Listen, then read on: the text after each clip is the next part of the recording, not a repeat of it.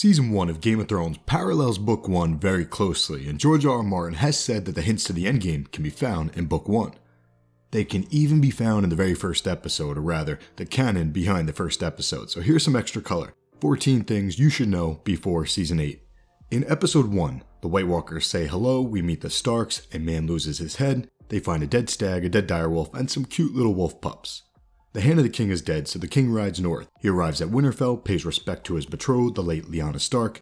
There's a feast, Jon and Tyrion chat outside, Littlefinger's machinations begin. Dany's sold to a Dothraki warlord, they marry, the king goes hunting, Bran climbs, the Lannister or Targaryen twins do the horizontal tango, and the boy who never falls, falls.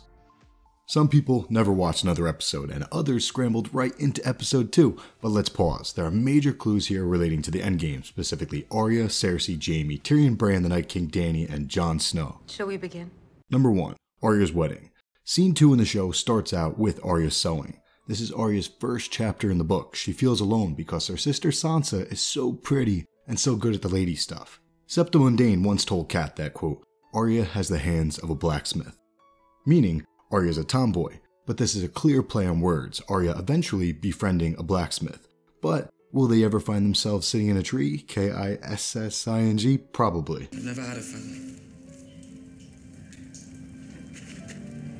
I can be your family.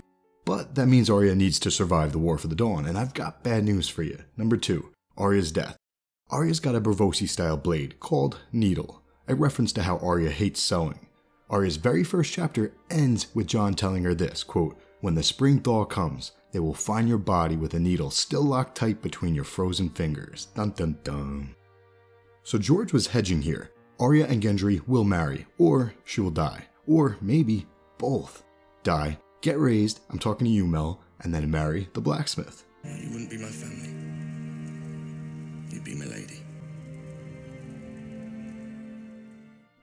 Number 3. Jon will have bastard children. Jon's a bastard, it's at the core of his identity. It's separated him from the Starks, mostly Sansa and Lady Cat, but also from society as a whole. People look at bastards as curses. Stannis' wife is a great example. She wanted Stannis to burn one of King Robert's bastards, Edric Storm or Gendry in the show, partially because she thought he was the reason that she never gave birth to a son. Insane, right? She thought this because he was a bastard, and bastards are curses. So check this out, the Winterfell feast. In the show, Jon is outside because Lady Cat did not want to sit a bastard in the presence of royalty. In the books, Jon's allowed inside, but he is sat among young squires, not with his family, and because of that, Jon can get drunk. There's no one near him to stop him. The very first line of Jon Snow's very first chapter is probably important, right? Here it is, quote, there were times, not many but a few, when Jon Snow was glad he was a bastard. And on top of that, Jon Snow's first chapter ends with the chat outside with Tyrion, where Tyrion says, let me give you some advice, bastard. Never forget what you are. The rest of the world will not. Wear it like armor. And it can never be used to hurt you. Jon Snow is a Bastard. He becomes Lord Commander of the Night's Watch, even though he's a Bastard.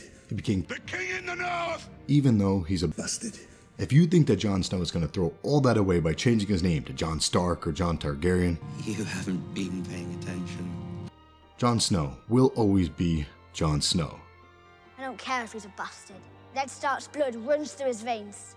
He's my king, from this day until his last day. He is the White Wolf, the king in the north.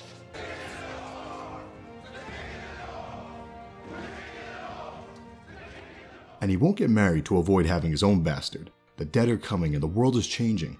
The new world, the one that Jon and Dany are building together, will be a better one for their bastard children. Number 4, the battle at Winterfell. There is a passageway that can take you all the way around Winterfell's walls, and only Bran knows about it. We might not see this in the show, but the secret tunnel will definitely pay off in the books. Number 5, who will win the Game of Thrones? Who will be king when the snow melts?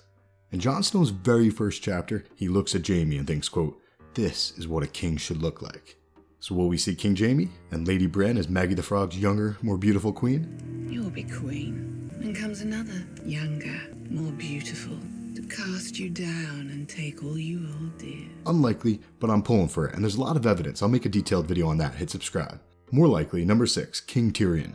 The very last line of Jon Snow's very first chapter is probably important too, right? Here it is, quote, when he opened the door, the light from within threw his shadow clear across the yard, and for just a moment, Tyrion Lannister stood tall as a king.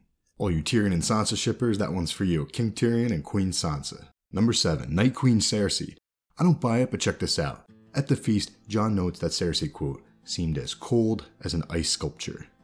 There are a lot of references like this about her in the books. I'll collate them into a future video. So Cersei getting turned and allying with the Night King seems like a stretch, but it's still on the table. Number 8. A stag killed a direwolf, foreshadowing bad events to come when Ned the direwolf followed his buddy Robert the stag down to King's Landing and they both went down. Number 9. The White Walkers. Some fans think that the White Walkers let Will go so that he could warn the Night's Watch or tell people south of the wall. But in the books, Will climbs down a tree, picks up Waymar's shattered sword and thinks, the broken sword would be his proof. And then Sir Waymar rises from the dead and kills him. So the White Walkers did not let him go in the canon. It's the older dude who was watching the horses who ends up escaping, and there's no proof that the White Walkers let Garrett go per se. So take that for what it's worth in your own theory crafting. Number 10. The Night King. George R. Martin has said that there will be 3 big twists. The first was Shireen, the second was Hodor, and the third will probably be the Night King. Before Will was killed, he counted 12 wounds in Waymar, implying 12 White Walkers took a turn at slashing him.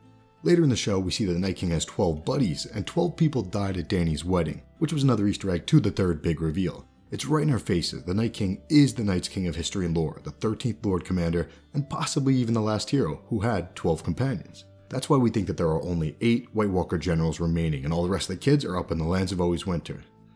Number 11. The North does not remember. Later in the story, Bran asked Bloodraven, "What must I learn?" And Bloodraven said, "Everything." And in the books, Bran asked Jojen, "What do the trees remember?" And Jojen replied, "Truths the first men knew, forgotten now in Winterfell." The Northerners use the term "the North remembers" quite often, always related to vengeance though, to violence, to hate, when in all actuality, the phrase relates to something much bigger, the past, the far past, the White Walkers and the Night King. Will told them what's up. The White Walkers are back, but the Warden of the North, Ned Stark, did not believe him. Ned didn't believe that the White Walkers are back. In fact, Ned wondered if they ever existed in the first place. We all love Ned, but come on dude, you're no King of Winter, that's for sure. Meanwhile, Cat, a non-Northerner, was already fearing the White Walkers. So the North remembers? My ass. Number 12. Daenerys Targaryen, the fake Azor Ahai. We get several references to rubies and Red Priest in Dany's first 2 chapters, a sign that Illyrio was working with the faith of her lore. And eventually, Dany becomes their champion. Not the real Azor Ahai, that was her brother, Rhaegar. But Dany is the false Azor Ahai. The Red Fates prophesized Azor Ahai, a red herring. This explains why Illyrio gave her 3 priceless dragon eggs, because he was in cahoots with the Red Temple. The dragon eggs come from the Shadowlands beyond Ashai. It's where Melisandre learned to create shadow babies. It's where Mirri Maz Dor learned the dark magic that's used on Khal Drogo. It's probably where the Red Fates started. In other words, if you still think that the Lord of Light is good and White Walkers are bad, You haven't been paying attention. the Lord of Light isn't even real, and their religion is disgusting. It's all about black and white, my way or the highway, follow the Lord of Light or burn. Denise! You're my sister! Melisandre was sold to the temple as a child slave. Thoros was sold to the temple as a child slave. See this priest-slave brand? All of them are brainwashed, but it gets tricky, because Dany is very anti-slavery. She's paving her own course, let's not sell her short. She believes in herself, not the fake Lord of Light. Do you know what kept me standing through all those years in exile? Faith, not in any gods, in myself. In Daenerys Targaryen. That was one of the best lines and concepts of all of Season 7, the Law of Attraction. You go, girl. But her actions are exactly what the Faith wants. She came to Westeros, she's burning people that don't support her, and she's got her eyes on the Night King. She's the Red Faith's champion in a war of ice and fire, whether she realizes it or not. Are the Red Priests here to save the day from Team Ice? Or has Ice attacked because Mel came to Westeros and started burning down the weirwood trees? Good old chicken or the egg. Lucky number 13, the Crypts of Winterfell. The Starks lay swords across the laps of the Stark Lords, which means they're denying guest right down there. You should not be down there unless you're a Stark. It's also an ancient custom to keep the vengeful spirits in their crypts. But Iron Rust, the oldest swords were nothing more than red stains now, making Ned Stark wonder if the spirits are free to roam Winterfell. Dun dun dun. King Robert was pissed that they buried Lyanna down there, saying she deserved more than darkness.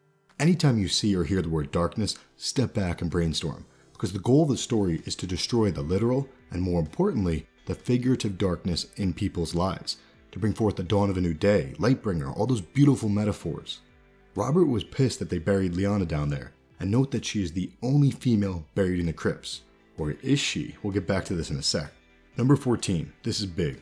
Ned Stark asked Bran if he knew why he did it, why he swung the sword himself. The reason is because you should look a man in the eyes, hear his final words, and if you cannot bear to do that, then perhaps the man does not deserve to die. So far, this concept has never paid off. Every time someone looks someone in the eyes, they think, yep, he deserves to die, even the kids. Rickard Karstark, Janos Slynt, Bowen Marsh, Arthur Yarwick, Sir Alliser Thorne, and Ollie. The man who swings the sword is a concept from Bran Stark's very first chapter, from the second scene in the show. So expect this to pay off in a big way, maybe the Night King. If we get some vanilla Jon vs. the Night King sword fight, cool, it'd be badass, but we might get something epic, something to make us cry, something to make us go, whoa. So here's the tinfoil as of February 7th. The North does not remember. The White Walkers were real and they're back. The Night King's attacking, and Dany, the prophesized Azor Ahai, is fighting back. A song of ice and fire. It's going to be bittersweet. People we love will die, even Arya. But Melisandre will give up her own life fire to raise Arya from the dead.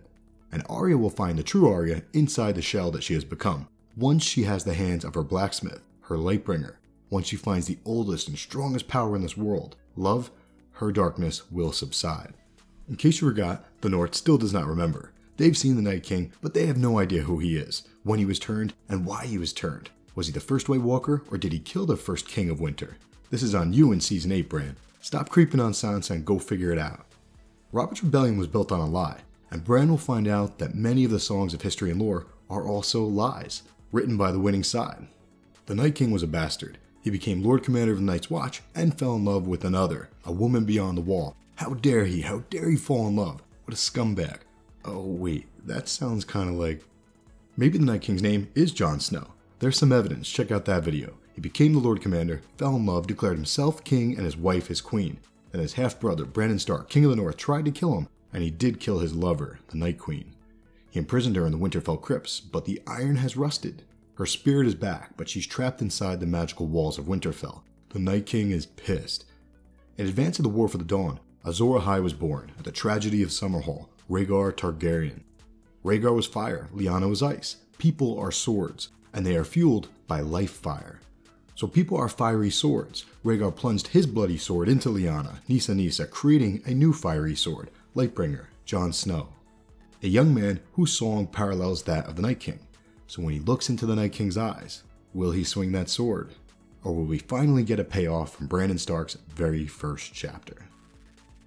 So that's the story. Thousands of years ago, man brought war to the Children of the Forest. The Children of the Forest created the White Walkers, now the White Walkers are bringing war back to man.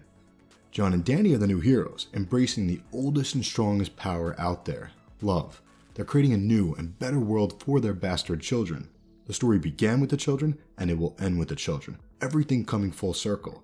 Tyrion will probably be king, Sansa queen, but it'd be pretty poetic if Jaime Targaryen, Kinslayer Kingslayer, becomes a Kinslayer Queenslayer, saving King's Landing, over 1 million people from wildfire, again. But this time, the man who jokingly sat on the Iron Throne already, the man who avoided power over and over, will be forced to take the seat on back of his selfless deeds, because he's going to be the people's champ. By his side will be his own fiery sword, his own Lightbringer, the woman who inspired him and helped him fill out the remaining pages of the Book of Brothers with good deeds. None other than the Hound with Teats, Brienne the Beauty, Lady Brienne.